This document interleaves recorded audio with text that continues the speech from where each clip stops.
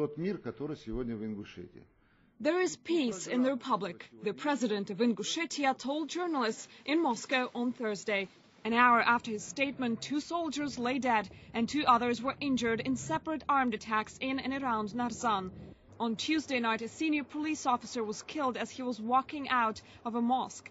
And on Wednesday, 2 more were killed and 2 wounded after a police car was attacked by gunmen.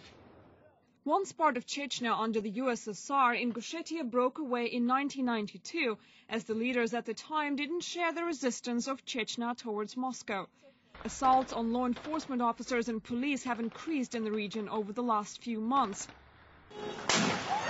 Among them, attacks on civilians like this one, where a bomb went off at a funeral of a Russian teacher and her 2 children had been assassinated in their own home by unidentified gunmen. But the Ingush president accuses the media of what he calls information terrorism and blowing the republic's violence out of proportion. Some channels are reporting on daily disappearances and assaults. I can recall a recent spectacle when a channel reported on a death after a gunman attacked a military vehicle. Nothing like that happened. A day before that, a soldier was playing with guns and wounded another by mistake. There are currently some 5,000 federal troops in the Republic. Investigators say the attacks may have been caused by a massive anti-terrorist operation in Chechnya that has resulted in militants fleeing to neighboring regions. But the situation in Ingushetia has been tense for years, not weeks.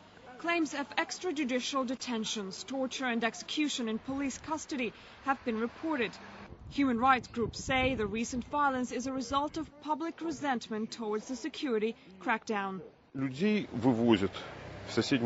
People are taken to neighboring republics and interrogated, tortured. Some get executed. The population has all reasons to be unhappy. Federal services working there do not trust the local police to fight the underground, and their actions are much tougher. Mass protests like these are commonplace in the Republic.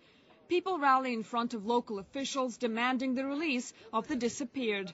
Human rights groups say the situation in Ingushetia is getting out of control. Even the president of Chechen Republic, Kadyrov, offered help.